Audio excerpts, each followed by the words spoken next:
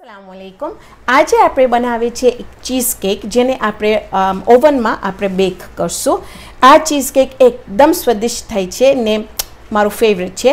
એમાં આપણને ખપશે અહીંયા છે મારી પાસે ઓરિયો કૂકીઝ કે તમે ચોકલેટ કૂકીઝ જે તમારી પાસે હોય તમે વાપરી શકો છો।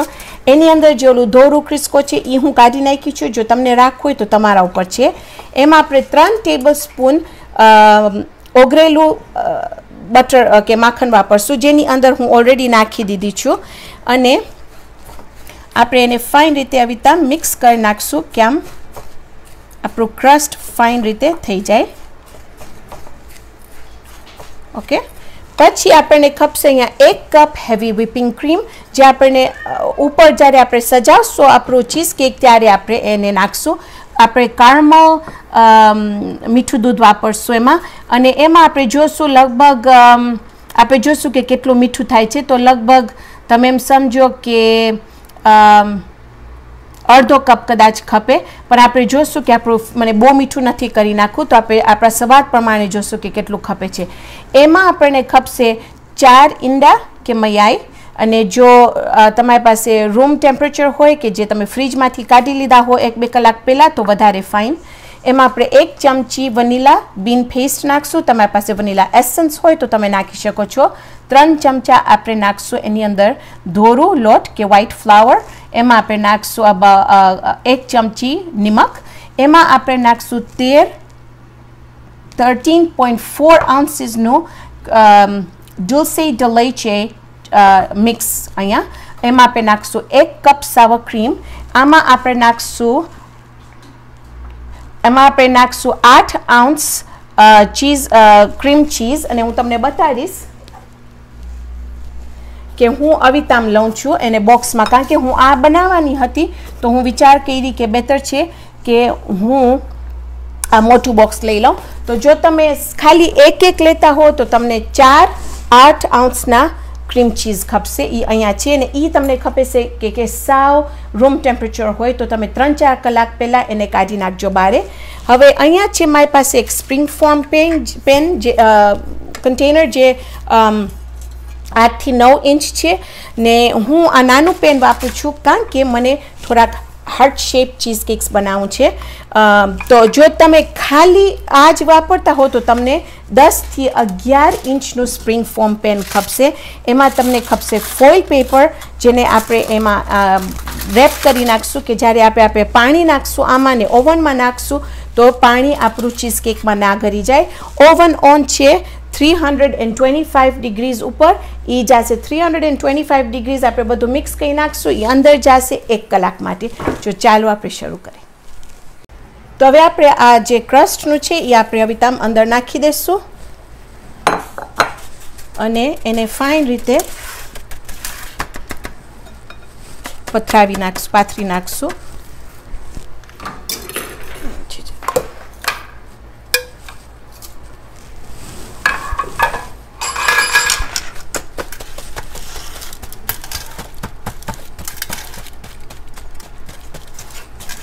ને પછી આપણે આ સાઈડમાં રાખી દઈશું ને આપણું હવે શરૂ કરશું બધું મિક્સ કરવાનું। અહીંયા હું નાખી દીધી છું આપણું ક્રીમ ચીઝની અંદર આપણે નાખી દઈશું, હું ખાંડ તમને સાવ ભૂલી ગઈ કહેતા કે આપણે એની અંદર ખાંડ નાખશું, તો પહેલાં આપણે આપણી ખાંડ એની ક્રીમ ચીઝની અંદર નાખી અને પછી આપણે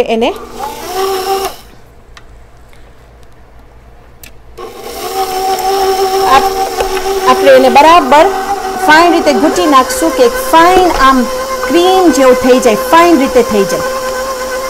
તો તમે જોશો કે આપણું મિક્સચર એકદમ ફાઇન રીતે ક્રીમ થઈ ગયું છે, એટલું આમ એમાં જરાય ગાંઠા નથી ને આમ ફાઇન છે। તો હવે આપણે આપણું બીજી બધી વસ્તુ, આપણી બધી ઇન્ગ્રેડિયન્ટ્સ હવે આપણે શરૂ કરશું અંદર નાખવા માટે।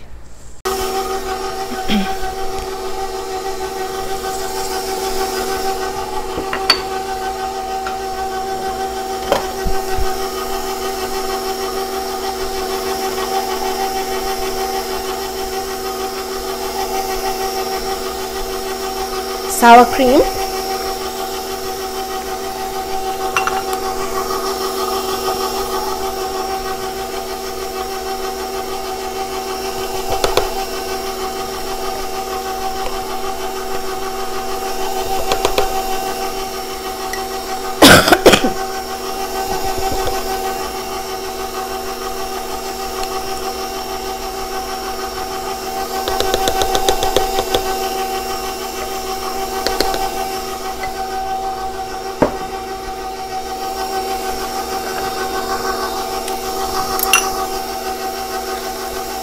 dulce de leche,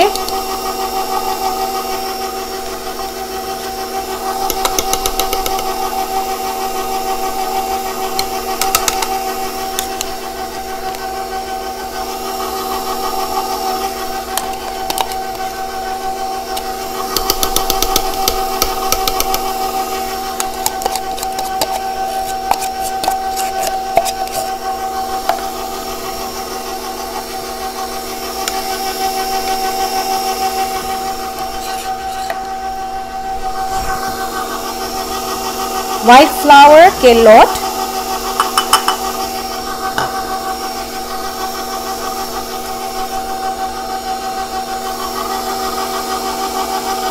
vanilla bean paste के vanilla,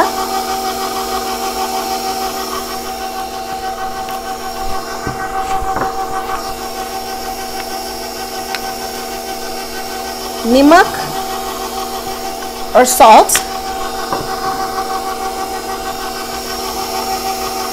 eggs के मयाई के इंडू,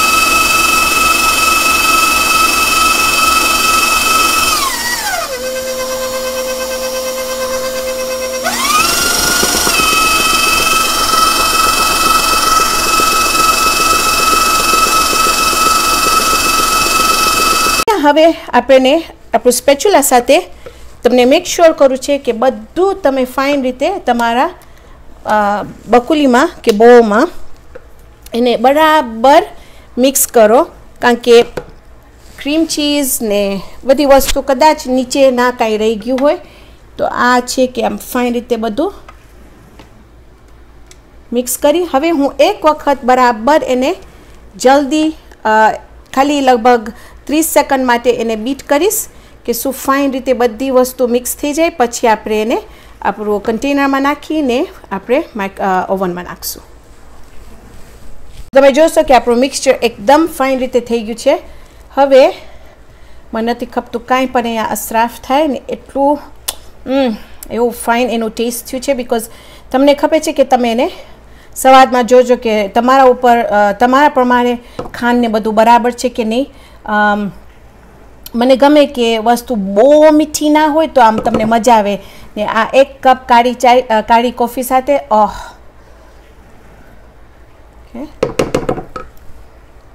તો હવે આપણે આની અંદર નાખશું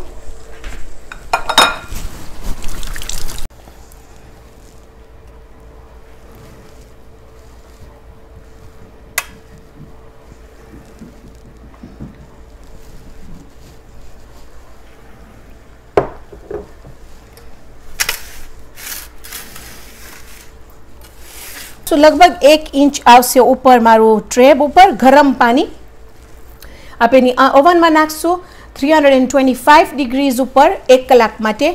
1 कलाक पछी आपणे ओवन ऑफ करी अने एने हजी अंदर राखशू अर्धी कलाक माटे ने पछी काढीने आपणे एने रिफ्रिजरेट करशू पक्का काल 12 कलाक थी 24 कलाक फाइन के तमे जो एने रिफ्रिजरेट करो तो शू फाइन ठंडू थी जाए तो फाइन रीते निकले, तमने नथी खपतुं के तूटी जाए. तो चलो आपणे ओवन में नाखी दीए. आपणे आ लईने आपणुं ओवन में नाखशुं मिडल रेक में अने बेटर छे कि तमे आम नाखो करता तमे गरम में नाखीने पछी तमे एना साथे हालो, कारण के तमारा उपर धोराई शके छे. पछी आपणे लईने एनी अंदर पाणी नाखशुं.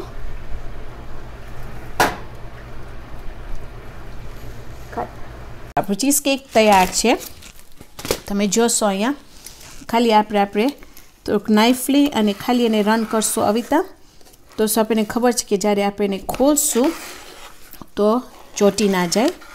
ઓકે,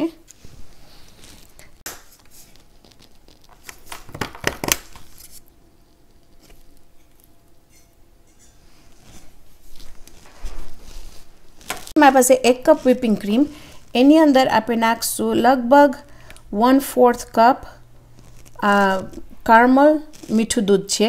જો તમારી પાસે dulce de leche હોય તો તમે એ વાપરી શકો છો, પણ એનું ટેસ્ટ એકદમ ફાઇન છે તો વાંધો નથી. અને હવે આપણે એને મિક્સ કરશું કે ફાઇન તે પક્કા ક્રીમ જેવું થઈ જાય.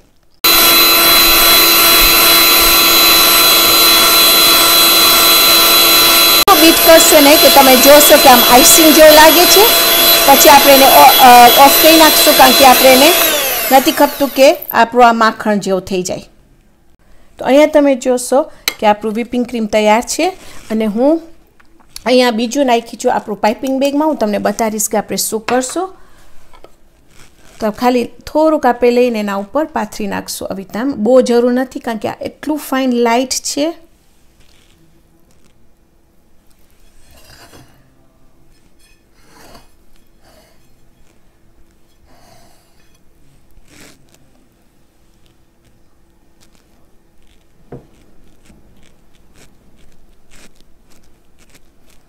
Okay.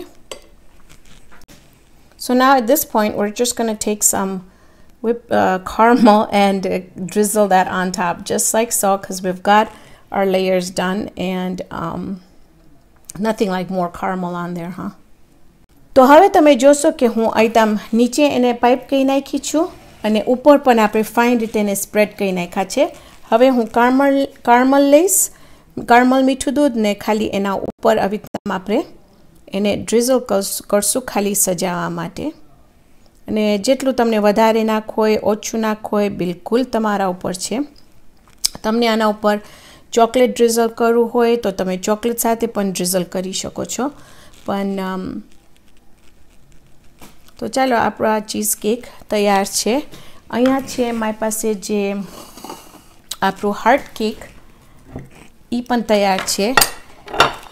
તો એ જેવી તમને એને નાખવું હોય તો બિલકુલ તમારા ઉપર છે.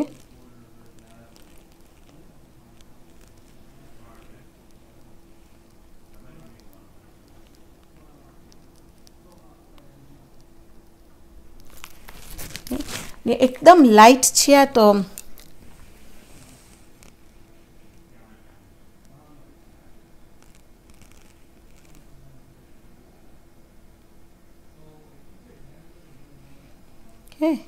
ચીઝ કેક છે તૈયાર.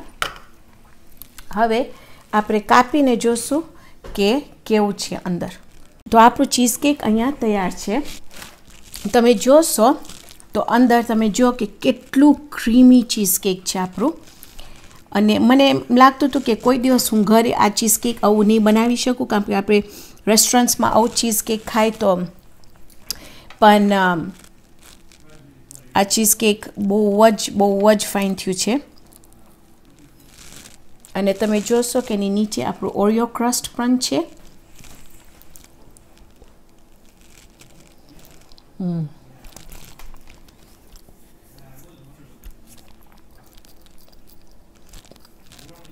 એનું ટેક્સચર એટલું લાઇટ ને ક્રીમી છે, એકદમ સ્વાદિષ્ટ છે એકદમ. ને એટલું બધું મીઠું નથી કે આપણને એમ થાય કે બહુ મીઠું છે કે આપણને ઉછરાટ શરૂ થાય. આમ પરફેક્ટ છે ને એટલું બધું આમ હેવી પણ નથી લાગતું. આ એક કપ કોફી સાથે એકદમ મજા આવે. તો તમે ટ્રાય કરવું ખપશે, બહુ જ ફાઇન થયું છે.